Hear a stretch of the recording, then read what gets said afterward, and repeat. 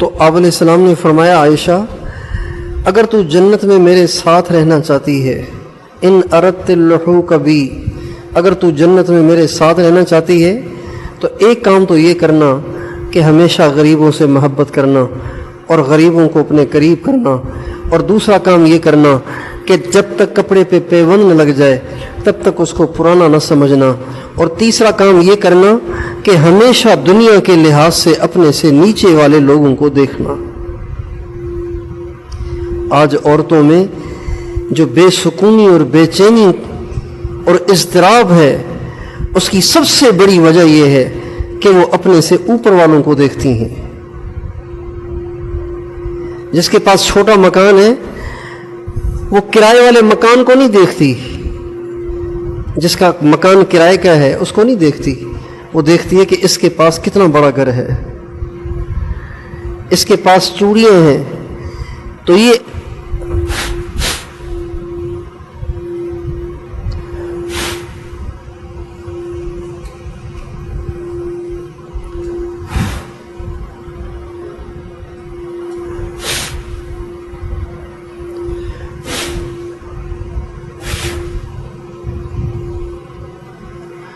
جس کے پاس صرف چوڑیاں ہیں تو وہ یہ نہیں دیکھتی کہ کسی کے پاس تو چوڑیاں بھی نہیں ہیں، بلکہ وہ دیکھتی ہے کہ جس کے پاس سونے کا پورا سیٹ ہے اس کے کتنے مزے ہیں، وہ کتنی بن سنور کے آتی ہے۔ اور یہ جو چیز ہے کہ انسان اپنے سے اوپر والوں کو دیکھے دنیا کے لحاظ سے، یہ انسان کو ہمیشہ پریشانی اور ٹینشن میں مبتلا رکھتی ہے۔ اس لیے ہمارے نبی کی گویا نصیحت ہے حضرت اماں عائشہ سے کہ عائشہ ہمیشہ دنیا کے لحاظ سے اپنے سے نیچے والوں کو دیکھنا، اس سے اللہ کی نعمتوں کی شکر گزاری پیدا ہوگی، اور عائشہ دین کے لحاظ سے اپنے سے اوپر والوں کو دیکھنا تاکہ دین پہ مزید چلنے کا شوق پیدا ہو۔ یہ 4 باتیں اماں عائشہ رضی اللہ عنہا سے اللہ کے نبی نے فرمائی ہیں، اور ان 4 باتوں پہ کتنی بڑی بشارت دی ہے کہ اگر یہ تم 4 کام کرو گی تو جنت میں میرے ساتھ رہو گی۔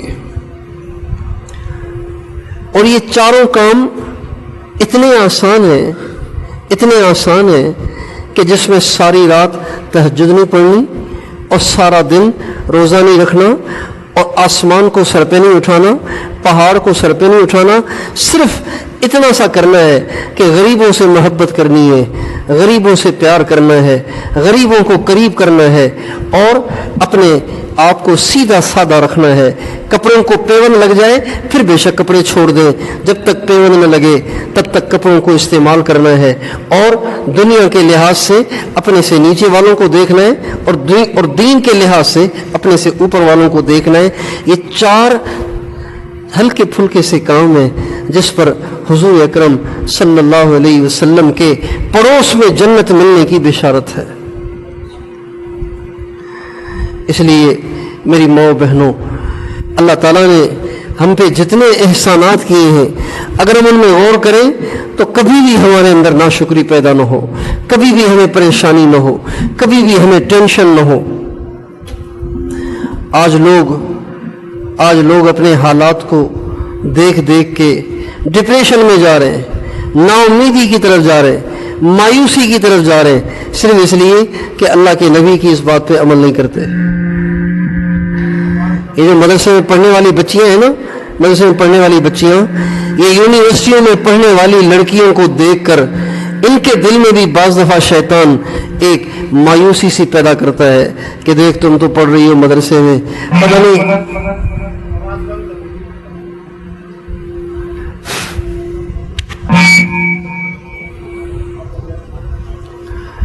تم تو پڑھ رہی ہو مدرسے میں، اب پتہ نہیں تمہارا رشتہ بھی کوئی ہوگا کہ نہیں ہوگا، مدرسے میں پڑھنے کی تو آج کل ویلیو ہی نہیں ہے۔ یہ پڑھ رہی ہے یونیورسٹی میں، اور یہ پڑھ رہی ہے کالج میں، یہ پڑھ رہی ہے یونیورسٹی میں، یہ بن جائے گی ڈاکٹر، تو ڈاکٹر عورت کا رشتہ تو ہاتھوں ہاتھ ہوتا ہے، مدرسے میں پڑھنے والی بیچاری عالمہ حافظہ، اس کا رشتہ تو بڑی مشکلوں سے ہوتا ہے۔ تو یہ سوچ کے شیطان ان کو نا امید کرتا رہتا ہے اور ان کو اور ان کو مایوسی کی طرف لے جاتا رہتا ہے، حالانکہ دین کے لحاظ سے اپنے سے اوپر والوں کو دیکھنا ہے اور دنیا کے لحاظ سے اپنے سے نیچے والوں کو دیکھنا ہے۔ یہ مدرسے میں پڑھنے والی بچیاں اس پہ شکر کریں اور اس پہ فخر کریں کہ اللہ تعالیٰ نے ان کو علوم نبوت کے لیے قبول کیا ہے۔ باقی نصیب سب کا لکھا ہوا ہے۔ ہمارے ہاں ایک بہت بڑی ڈاکٹرنی ہے، مانی ہوئی ڈاکٹرنی ہے، ایسی مریضوں کی بھرمار ہوتی ہے اس کے پاس، کچھ نہ پوچھیں، اور اللہ نے اس کے ہاتھ میں شفا بھی رکھی ہے، وہ تہجد گزار بھی ہے، آپریشن کرتی ہے تو آپریشن سے پہلے مصلی بچھا کے 2 رکعت نماز پڑھتی ہے، اس کے بعد آپریشن کرتی ہے۔ اب اس کی عمر اس وقت 60 سال ہو رہی ہے، لیکن رشتہ نہیں ہو سکا، رشتہ نہیں ہو سکا۔ اس لیے حضور اکرم صلی اللہ علیہ وسلم نے جو ہمیں یہ ایک نسخہ بتایا ہے کہ دنیا کے لحاظ سے اپنے سے نیچے والوں کو دیکھیں اور دین کے لحاظ سے اپنے سے اوپر والوں کو دیکھیں، تاکہ مزید دین کے راستے میں دوڑ لگانے اور آگے بڑھنے کا شوق پیدا ہو۔ اللہ تعالیٰ کے کتنے بڑے احسانات ہیں، اللہ تعالیٰ کی کتنی ساری نعمتیں ہیں۔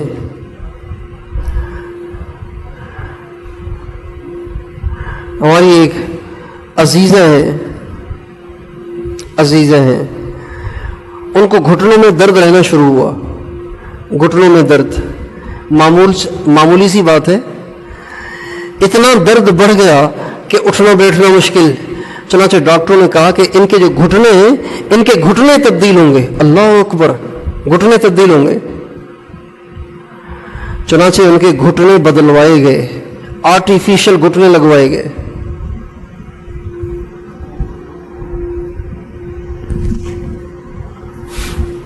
لیکن اللہ کی شان دیکھیں کہ آرٹیفیشل گھٹنے لگائے گئے، لیکن معاملہ وہیں کا وہیں، اب بھی چلنے سے معذور، اب بھی کچھ نہیں کر سکتی، اپنے جو قدرتی گھٹنے تھے اس سے بھی محرومی ہوئی، اور آرٹیفیشل جو گھٹنے لگے انہوں نے بھی کام نہیں کیا۔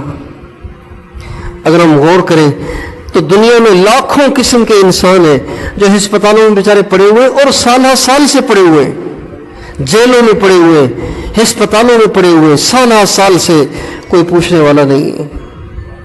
پاخانہ بھی بستر پر، پیشاب بھی بستر پر، کھا نہیں سکتے، پی نہیں سکتے۔ کتنے بڑے اس مالک کریم کے احسانات ہیں کہ وہ ہمیں کھلاتا بھی ہے، پلاتا بھی ہے، آنکھوں سے دکھاتا بھی ہے، زبان سے بلواتا بھی ہے۔ ہم کیسے اپنے مالک کے شکر ادا کریں؟ فَبِأَيِّ آلَاءِ رَبِّكُمَا تُكَذِّبَانِ، اللہ تعالیٰ نے 30 سے زیادہ دفعہ سورہ رحمان میں اس بات کو دہرایا ہے۔ فَبِأَيِّ آلَاءِ رَبِّكُمَا تُكَذِّبَانِ، اے میرے بندو، اے میری بندیوں، تم اپنے رب کی کون کون سی نعمتوں کو جھٹلاؤ گے؟ اس لیے جس رب نے ہم پہ اتنے سارے احسانات کیے ہیں، ہمیں اتنی ساری نعمتیں دی ہیں، اس مالک کا بھی ہم پہ حق ہے، اس مالک کا بھی ہم پہ حق ہے۔ ایک ماں کہتی ہے آخر میرے بچوں پہ میرا بھی تو کوئی حق ہے۔ ایک باپ کہتا ہے میری اولاد پہ میرا حق ہے۔ ایک خاوند کہتا ہے میری بیوی پہ میرا حق ہے۔ ایک بیوی کہتی ہے میرا خاوند پہ حق ہے۔ ایک بھائی کہتا ہے میرا بھائیوں پہ حق ہے۔ ایک بہن کہتی ہے میرے بھائیوں پہ میرا حق ہے۔ ارے میری بہنوں اور ماؤں، کیا اللہ کا حق نہیں ہے کوئی؟ جس نے ہمیں بنایا ہے، جس نے ہمیں پیدا کیا ہے، جس نے ہمیں اتنا خوبصورت وجود بخشا ہے، کتنی ساری نعمتیں ہمیں مفت میں عطا فرمائی ہیں۔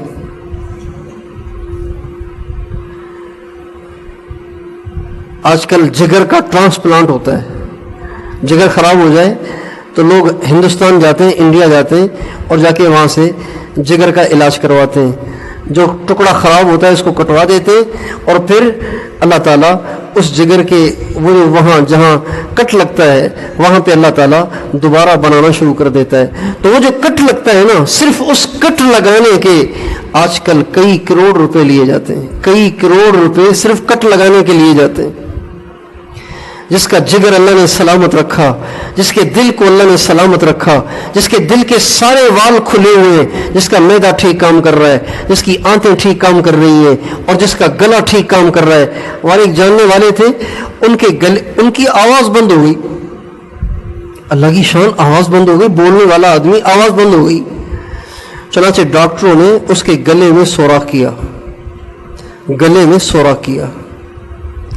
اب وہ بولتے تھے تو ان کی آواز منہ سے نہیں آتی تھی، ان کی آواز ایک گلے سے آتی تھی. یہاں سوراخ کر دیا تھا، شوں شوں کی آواز آتی تھی اس سے. کتنی ساری اللہ کی نعمتیں ہیں. جس کو اللہ نے یہ ساری نعمتیں مفت میں دے رکھی ہیں، اس کو اللہ پاک کا کتنا شکر ادا کرنا چاہیے اور کتنی اطاعت کرنی چاہیے، کتنی اللہ کی فرما برداری کرنی چاہیے. آج ہم مرد اور آپ عورتیں سب کے سب ہاتھ دھو کے اللہ کی نافرمانیوں کے پیچھے پڑے ہوئے ہیں. حرام حلال کی تمیز اٹھ رہی ہے، جائز ناجائز کی تمیز اٹھ رہی ہے.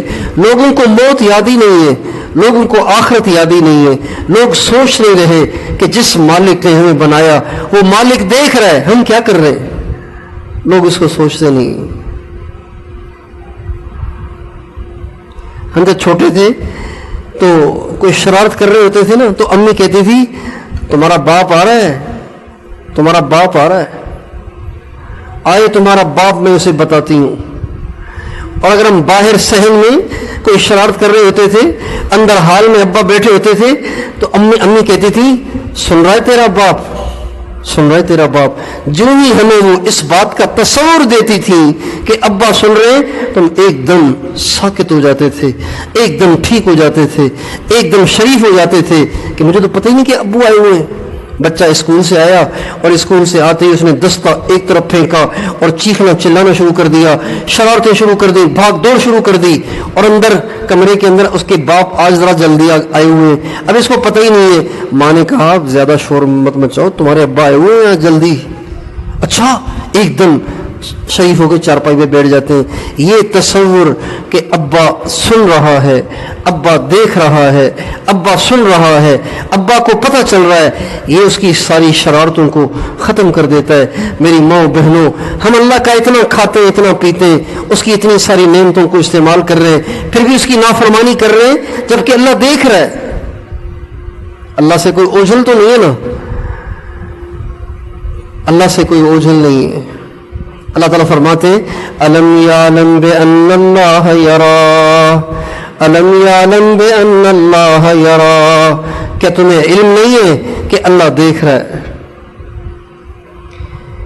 ایک دفعہ بیت اللہ شریف کے اندر 5 آدمی بیٹھے تھے، 5 آدمی، 3 قریشی تھے اور 2 طائف کے ثقفی تھے.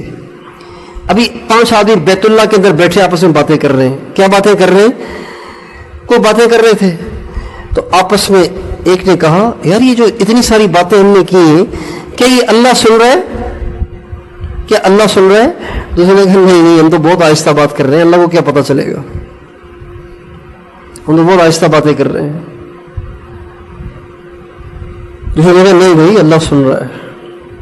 ابھی یہ باتیں کر رہے ہیں آپس میں کہ اللہ تعالیٰ نے قرآن پاک کی آیتیں نازل کر دی اپنے نبی پر. یہ تو مسلمان نہیں تھے، اللہ نے اپنے نبی پہ آیتیں نازل کر دی اور اس میں اللہ تعالیٰ نے فرمایا کہ اَيَحْسَبُونَ أَنَّا لَا نَسْمَعُ سِرَّهُمْ وَنَجْوَاهُمْ بَلَىٰ وَرُسُلُنَا لَدَيْهِمْ يَكْتُبُونَ. کیا یہ سمجھتے ہیں کہ ہم ان کی ہلکی ہلکی آوازیں، چھپی چھپی دھیمی دھیمی آوازیں نہیں سنتے؟ ان سے کہو کہ ضرور سنتے ہیں، بلکہ ہمارے فرشتے لکھتے بھی ہیں. اَيَحْسَبُونَ أَنَّا لَا نَسْمَعُ سِرَّهُمْ وَنَجْوَاهُمْ بَلَىٰ وَرُسُلُنَا لَدَيْهِمْ يَكْتُبُونَ. کیا یہ سمجھتے ہیں کہ ہمیں پتہ نہیں چلتا؟ ہمیں سب پتہ ہے، ہمیں سب پتہ ہے. اللہ ہمارا خالق ہے، اللہ ہمارا مالک ہے. اللہ 24 گھنٹے ہم پہ نظر رکھے ہوئے، ہم کیا کر رہے ہیں.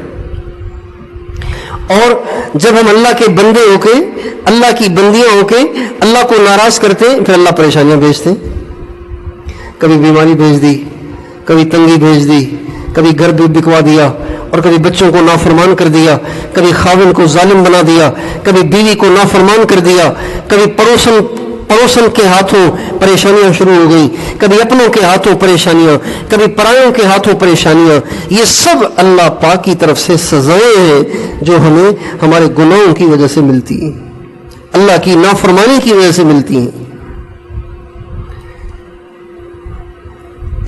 ایک میاں بیوی آپس میں بڑی محبت کی زندگی گزار رہے ہیں، اچانک ان کے دل ایک دوسرے کے بارے میں خراب ہو جاتے ہیں اور ایک دوسرے سے نفرت شروع ہو جاتی ہے. یہ ایسے نہیں ہوتا، اس کے پیچھے اللہ کی کوئی نافرمانی ہوتی ہے. ہمارے نبی کا ارشاد ہے ما تحاب اثنان فیفرق بینہما الا بذنب یحدثہ احدہما. دو آپس میں محبت کر رہے ہوں، اچانک ان کی محبت نفرت سے بدل جائے تو یہ یوں ہی نہیں ہے، یہ کسی ان میں سے کسی ایک کے گناہ کی نحوست ہے. آج سارے مسائل کی جڑ، چاہے گھریلو مسائل ہوں، چاہے اجتماعی مسائل ہوں، چاہے انفرادی مسائل ہوں، ان سارے مسائل کی جڑ ہماری وہ نافرمانیاں ہیں جو ہم اپنے مالک کی کرتے ہیں، اپنے رب کی کرتے ہیں. آپ کا بچہ آپ کی نافرمانی کرے، آپ کا دل کڑتا ہے، پریشان ہوتا ہے. کتنی مائیں ہیں جو اپنے بچوں کی نافرمانیاں دیکھ کے کہتی ہیں کیا بچے اس لیے جنے جاتے ہیں؟ کہ اس لیے بچے جنے جاتے ہیں؟ میں نے خود اپنے کانوں سے ایک باپ سے سنا، اگر مجھے پتا ہوتا کہ تیرے جیسا کہ بڑا ہو کے تو ایسا بنے گا تو میں تو تیری ماں کا حمل گروا دیتا.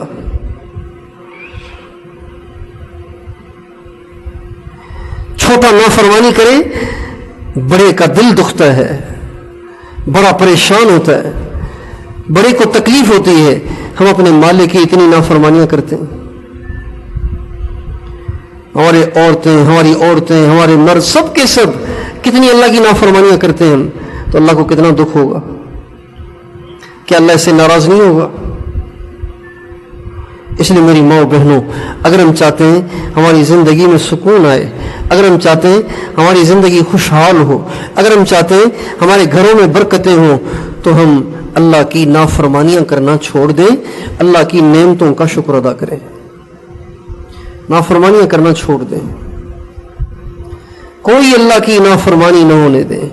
اللہ کی اطاعت میں چستی سے کام لیں، چستی سے. عام طور پہ عورتوں میں نماز کے معاملے میں سستی ہوتی ہے. مردوں کے مقابلے میں عورتوں میں زیادہ سستی ہوتی ہے. عورتوں میں مردوں کے مقابلے میں زیادہ سستی کی وجہ کیا ہے کہ مردوں نے تو مسجد میں جماعت کے ساتھ پہنچنا ہوتا ہے. پتہ ہے کہ 2 بجے نماز ہے، لہٰذا یہ 1:45 بجے تیاری شروع کر دیتے ہیں، اس لیے کہ ان کو پہنچنا ہے، نماز مسجد میں جماعت کے ساتھ پڑھنی ہے. عورتوں نے چونکہ گھر میں ہی پڑھنی ہوتی ہے، لہٰذا عام طور پر عورتیں نماز کے معاملے میں سست ہوتی ہیں، سستی کر پکی نمازن وہ بھی نماز میں سستی کرتی ہیں. چنانچہ ظہر کی نماز کبھی 1 بجے پڑھ رہی ہیں، 1:45 بجے پڑھ رہی ہیں، اور کبھی ظہر کی نماز 3 بجے 3:30 بجے پڑھ رہی ہیں. یہ نماز میں سستی ہے، یہ نماز میں غفلت ہے. اور یہ 3 بجے کیوں پڑھ رہی ہے؟ اس لیے کہ کوئی کام آ گیا تھا، اللہ کی عبادت سے بھی کوئی اہم کام آ گیا تھا، اللہ سے کوئی بڑا اور مل گیا تھا جس کی اطاعت کرنا ضروری تھی، نعوذ باللہ. جبکہ اللہ کا حکم تو سب سے آگے ہے. اللہ کے حکم کے سامنے تو کسی کی کوئی اہمیت نہیں ہے. اللہ کے حکم کے سامنے کسی کی کوئی اہمیت نہیں ہے.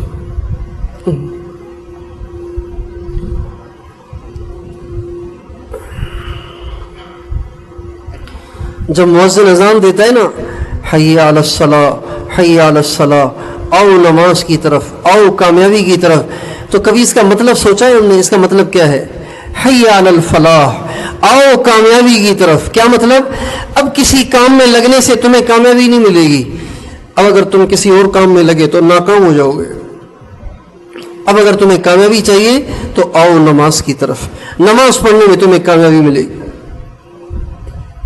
اس لیے عورتوں کو چاہیے کہ جیسے مردوں کے لیے مسجدوں میں ٹائم مقرر ہے، ایسے ہی عورتیں بھی اپنے گھروں میں نماز کا ٹائم مقرر کریں. اگر مرد 2 بجے پڑھ رہے ہیں تو آپ بھی 2 بجے کا ٹائم مقرر کر لیں. جیسے مردوں کو تکبیر اولیٰ پکڑنے کی فکر ہوتی ہے، آپ کو بھی 2 بجے فکس مصلی پہ کھڑے ہو جانا چاہیے. مثلا عام طور سے نماز میں سستی برتی جاتی ہے، اور پھر کبھی کبھی اس کی نحوست یہ ہوتی ہے کہ بعض دفعہ نماز قضا ہی ہو جاتی ہے، بعض دفعہ نماز قضا ہو جاتی ہے. اور نماز کا قضا کرنا کتنا بڑا گناہ ہے. اس لیے نماز کی سستی کو آپ ساری بہنوں سے بچیوں سے درخواست ہے، نماز کی سستی کو ختم کریں۔ ہمارے نبی کا ارشاد ہے کل قیامت کے دن سب سے پہلے نماز کا حساب کیا جائے گا۔ جس کی نماز اچھی نکلی اس کے سارے اعمال اچھے نکلیں گے، جس کی نماز میں کوتاہی نکلی اس کے سارے اعمال میں کوتاہی نکلے گی۔ تو نماز کے اچھے ہونے کا کیا مطلب ہے؟ یعنی بنٹھن کے نماز پڑھنا، نیا جوڑا پہن کے نماز پڑھنا نہیں۔ نماز کے اچھے ہونے کا مطلب یہ ہے کہ نماز میں سستی نہیں تھی، نماز مقرر ٹائم پہ تھی اور نماز میں کوئی کوتاہی نہیں تھی۔ آپ غور کریں اللہ تعالیٰ قرآن پاک میں کتنی عجیب بات فرما رہے ہیں۔ أَرَأَيْتَ الَّذِي يُكَذِّبُ بِالدِّينِ فَذَلِكَ الَّذِي يَدْعُ الْيَتِيمَ وَلَا يَحُضُّ عَلَى طَعَامِ الْمِسْكِينِ فَوَيْلٌ لِّلْمُصَلِّينَ۔ اللہ اکبر! بربادی ہے نمازیوں کے لیے، بے نمازیوں کے لیے نہیں فرما رہے، بربادی ہے نمازیوں کے لیے۔ کون سے نمازی؟ الذین هم عن صلاتهم ساہون، جو نماز میں سستی کرتے ہیں، ان نمازیوں کے لیے بربادی ہے۔ ایک دفعہ آپ علیہ السلام نے فرمایا میرا دل کر رہا ہے کہ جو مرد نمازیں گھروں میں پڑھتے ہیں، میرا دل کر رہا ہے چند نوجوانوں سے کہوں کہ لکڑیاں کٹھی کریں اور ان لوگوں کو ان کے گھروں سمیت جلا کے راکھ کر دوں، جو گھروں میں نماز، ان کے گھروں کو جلا دوں تاکہ ان کے گھر ہی نہ ہوں جہاں پہ وہ نماز پڑھیں۔ یہ نماز کی سستی ہے۔ اس لیے آپ ساری بہنوں سے بچیوں سے درخواست ہے کہ نماز کی سستی کو دور کریں اور گھر میں کوئی اللہ کی نافرمانی نہ ہونے دیں۔ عام طور پر موبائل کی نافرمانی اس وقت زیادہ ہوتی ہے، گناہوں کی زیادہ فضا موبائل کی وجہ سے ہے۔ پہلے اتنی گناہوں کی فضا نہیں ہوتی تھی، چوری تو کوئی کوئی کرتا تھا، ڈاکہ تو کوئی کوئی ڈالتا تھا، فلم تو عورتیں تو دیکھ ہی نہیں سکتی تھیں، فلمیں اور ڈرامے اور گانے یہ عورتیں تو دیکھ ہی نہیں سکتی تھیں، چونکہ یہ سارے کام ہوتے تھے سینما گھر میں، اور سینما گھر میں بھی سارے مرد نہیں جاتے تھے بلکہ جو بے دین قسم کے، گندے قسم کے اور معاشرے کے برے قسم کے لوگ سمجھے جاتے تھے، وہ جا کے فلمیں دیکھتے تھے، ڈرامے دیکھتے تھے۔ اور اب کم نصیبی ہے کہ ہمارے ہر گھر میں جتنے افراد ہیں اتنے موبائل ہیں، جتنے افراد اتنے موبائل، اور موبائل کا شوق بڑھتا ہی چلا جا رہا ہے، بڑھتا ہی چلا جا رہا ہے۔ ابھی ہمارے ایک دوست آئے امریکہ سے، وہ کہنے لگے دنیا میں سب سے زیادہ جو سستی کال ہے نا وہ پاکستان میں۔ یورپ کی کال بہت مہنگی ہے، اس لیے لوگ زیادہ موبائل استعمال نہیں کرتے۔ یورپ میں انٹرنیٹ کا استعمال اور کال کا استعمال بہت مہنگا ہے، اس لیے لوگ زیادہ استعمال نہیں کرتے۔ اور یہاں سب سے زیادہ سستا ہے، یہاں آٹا مہنگا ہو رہا ہے، چینی مہنگی ہو رہی ہے، گھی مہنگا ہو رہا ہے، پیٹرول مہنگا ہو رہا ہے، اور کالیں دن بدن سستی، دن بدن سستی، دن بدن سستی۔ ہر علاقے کی فرنچائز والوں نے ہر علاقے کے لیے آسان سے پیکیجز بنائے ہوئے ہیں۔ ایک مہینہ 25 روپے دے دو، ایک مہینہ سارا مہینہ دیکھ کے آپ فلمیں دیکھتے رہیں، ڈرامے دیکھتے رہیں، انٹرنیٹ دیکھتے رہیں۔ 25 روپے اور پورا مہینہ، 15 روپے اور پورا مہینہ۔ اس لیے آپ ساری بہنوں بچیوں سے درخواست ہے اپنے گھروں میں ان چیزوں پہ پابندی لگا دیں۔ اگر آپ چاہتی ہیں آپ کے گھر خوشحال رہیں، آپ کے گھروں میں برکت ہو، آپ کے گھروں میں رحمت ہو، آپ کے گھروں میں سکون ہو، تو اللہ کے واسطے اپنے گھروں سے ان چیزوں کو ختم کریں۔ اپنے گھروں میں نماز کا ماحول بنائیں، اپنے گھروں میں قرآن پاک کی تلاوت کا ماحول بنائیں، اپنے گھروں میں اللہ کے ذکر کا ماحول بنائیں، اپنے گھروں میں درود پاک کا ماحول بنائیں، اپنے گھروں میں دینداری کا ماحول بنائیں، سنت کا ماحول بنائیں۔ آپ اپنے گھروں میں اتنے نبی پاک علیہ السلام کی عظمت اور شان کے تذکرے کریں کہ آپ کا بچہ کہے امی اس میں سنت کیا ہے، اس میں سنت کیا ہے، میرے نبی کا طریقہ کیا ہے۔ ہمارے بچوں کے دلوں میں اللہ کے نبی کی محبت بیٹھ جائے، ہماری عورتوں ہمارے مردوں کے دلوں میں اللہ کے نبی کی محبت بیٹھ جائے، اللہ کی محبت بیٹھ جائے، سنت کا شوق اور ذوق بیٹھ جائے۔ آج کل دیندار عورتیں بھی اپنے بچوں کو پینٹ شرٹ پہناتی ہیں، اس لیے کہ وہ سستی ملتی ہے نا، یہ لباس سستے ملتے ہیں، اور شلوار کرتا تھوڑا سا مہنگا ہے، کپڑا لینا پڑے گا، درزی سے سلوانا پڑے گا، پیسے زیادہ خرچ ہوتے ہیں، لہٰذا خاص طور پر عید کے موقعوں، خوشیوں کے موقعوں پہ تو دیندار بھی اپنے بچوں کو پینٹ شرٹ پہناتے ہیں، کفار کا لباس پہناتے ہیں۔ اس لیے ہم اپنے گھروں میں سنت کا ماحول بنائیں، کوئی بچہ ننگے سر نہ ہو، بچہ جو ہی سر سے ٹوپی اتارے ماں چیخ اٹھے، بیٹا یہ تم نے کیا کر دیا۔ ہمارے نبی نے کبھی سر ننگا نہیں کیا۔ نماز کا وقت ہو جائے تو ماں اپنے بچوں کو فوراً مسجد بھیجنے کی کوشش کرے، بیٹا اللہ بلا رہا ہے، اب یہاں بیٹھنے کی گنجائش نہیں، جاؤ جا کے نماز پڑھ کے آؤ، میں بھی نماز پڑھتی ہوں، تم بھی نماز پڑھو۔ چھوٹے بچے تو اپنے ساتھ پڑھائے، بڑے بچے تو مسجد میں بھیجا کرے۔ صبح سویرے گھروں میں قرآن پاک کی تلاوت کا ماحول ہونا چاہیے، ماں بہن بیٹی سب کی سب قرآن لے کے بیٹھی ہوئی ہیں اور جھوم جھوم کے قرآن پڑھ رہی ہیں، جھوم جھوم کے قرآن پڑھ رہی ہیں۔ اشراق تک قرآن پڑھا، تلاوت کی، ذکر کیا، درود پاک پڑھا، استغفار کیا، اب اشراق پڑھ کے 2 رکعت پڑھ کے اب عورت کچن میں چلی گئی، اب جا کے بچوں کے لیے ناشتہ تیار کر رہی ہے۔ یقین جانیے اس طرح سے اگر آپ زندگی گزارنا شروع کر دیں، آپ کے گھروں میں اتنا سکون آئے گا آپ کچھ نہ پوچھیں، اتنا سکون آئے گا۔ گھر میں ابتدا نماز سے ہو، تلاوت سے ہو، اللہ کے ذکر سے ہو۔ اب رات کو لوگ دیر سے سوتے ہیں نا، دیر سے سوتے ہیں تو صبح کو اٹھے نہیں جاتا ان سے، اور ہمارے نبی کا ارشاد ہے جو لوگ فجر کے بعد بھی سوتے رہتے ہیں، جن گھروں میں صبح کو سونے کا ماحول ہوتا ہے، ہمارے نبی کا ارشاد ہے اس گھر والے ہمیشہ رزق کی تنگی میں مبتلا رہتے ہیں۔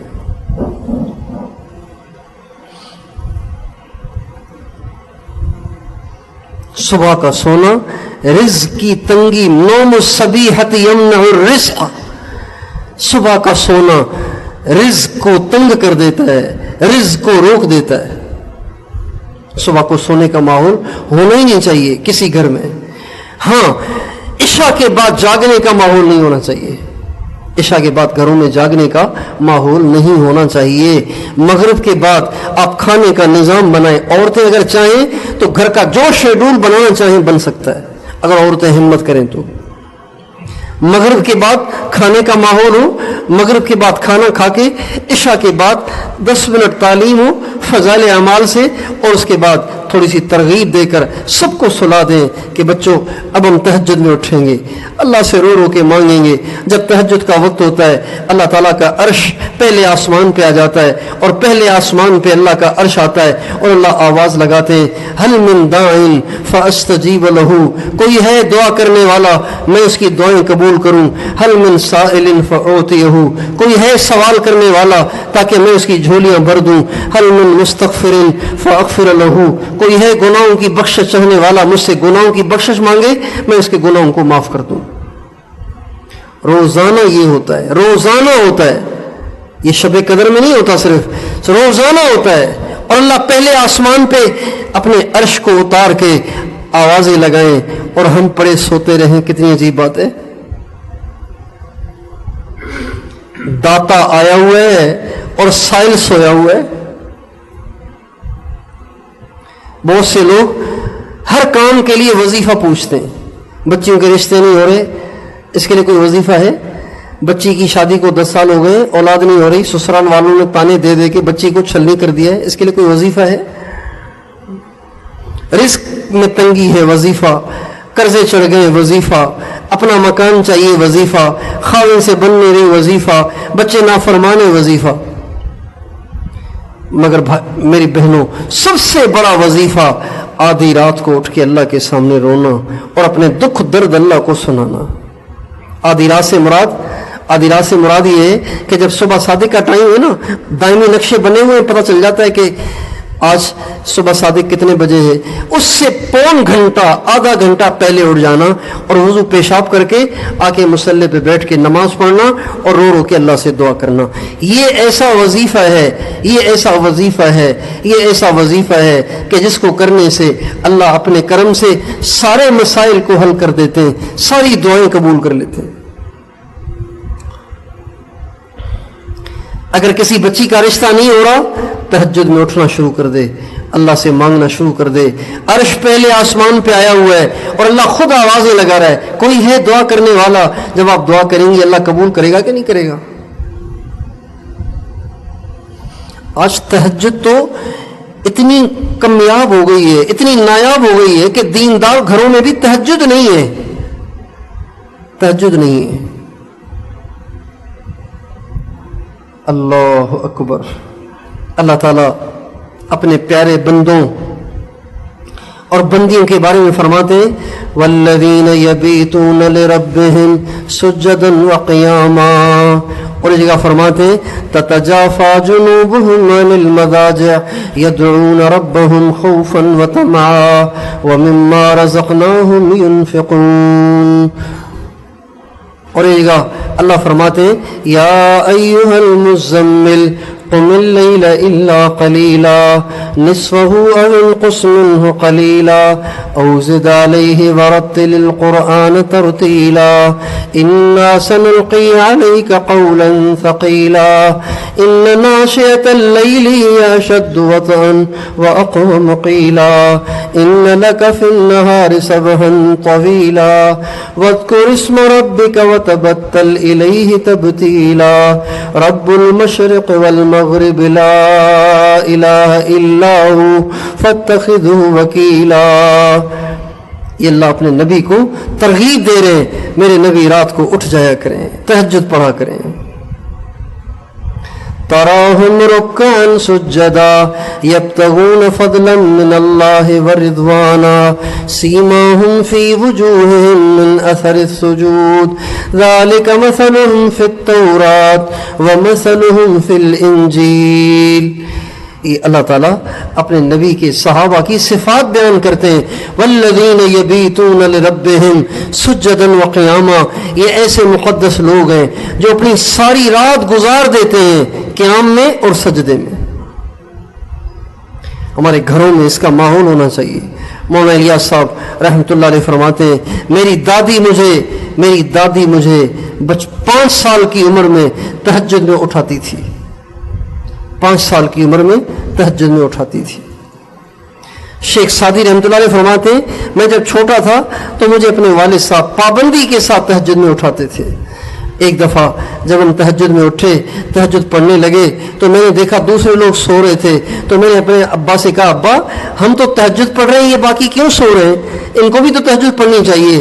تو کہا بیٹا کاش کہ تو تہجد کے لیے نہ اٹھتا، تو نے بدگمانی کر کے مسلمانوں میں پہ بدگمانی کر کے جتنا تو نے تہجد میں اجر کمایا اس سے زیادہ تو نے گناہ کما لیا.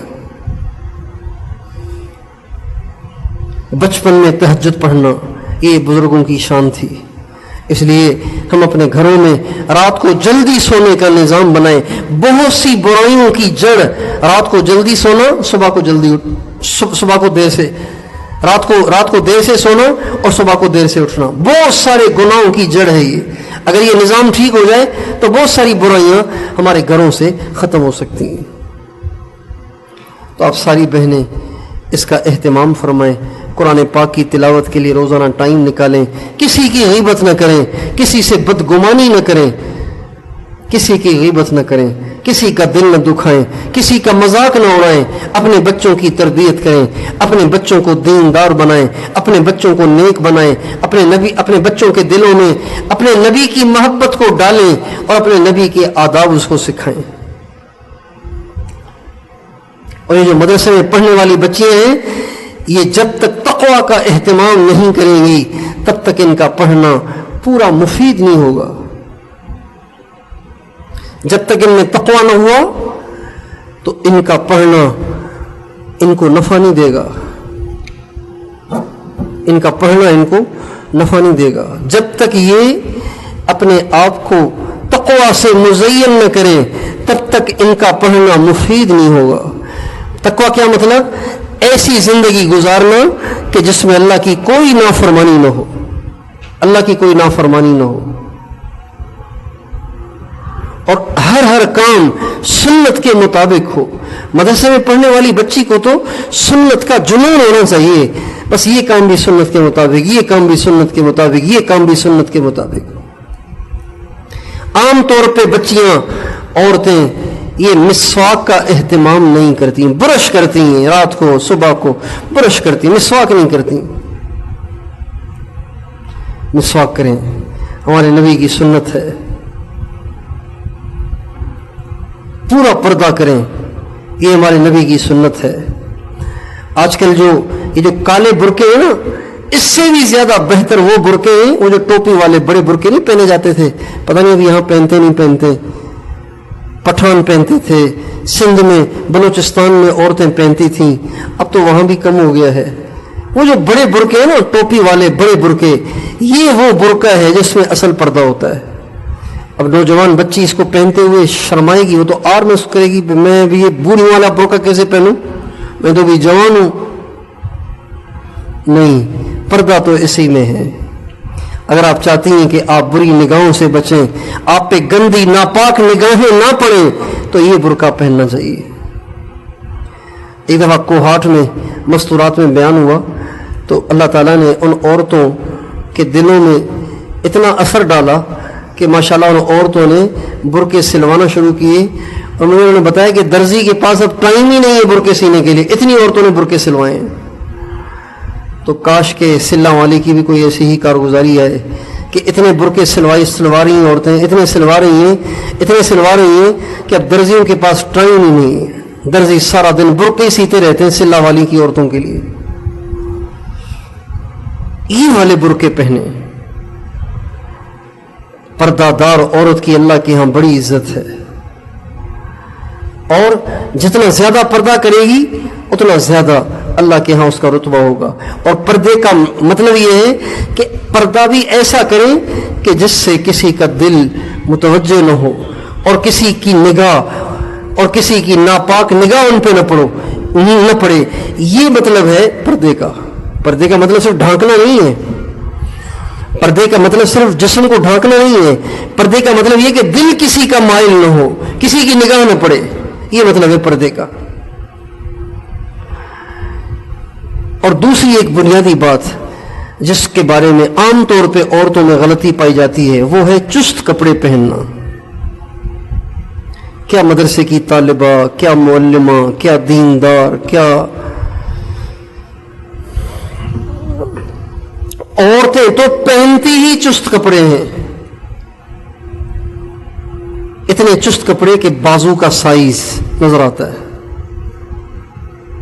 کمر کا سائز نظر آتا ہے، جسم کی بناوٹ الگ الگ نظر آتی ہے، اتنے چست کپڑے پہنتی ہیں۔ عورتیں سمجھتی ہیں کہ عورتوں نے پہننے ہی ایسے کپڑے ہوتے ہیں۔ نہیں میری بہن، نہیں میری بیٹی، آپ کو ایسے کپڑے پہننے چاہیے کہ جس سے آپ کے سارے جسم کی بناوٹ چھپی رہے، اور ایسے کپڑے ہوں اتنے کھلے ہوں کہ جس میں جسم ظاہر نہ ہو۔ شروع میں یہ کپڑے بڑے عجیب لگیں گے، لیکن ان کپڑوں میں بڑی عزت ہے، ان کپڑوں میں بڑا اللہ کا قرب ہے۔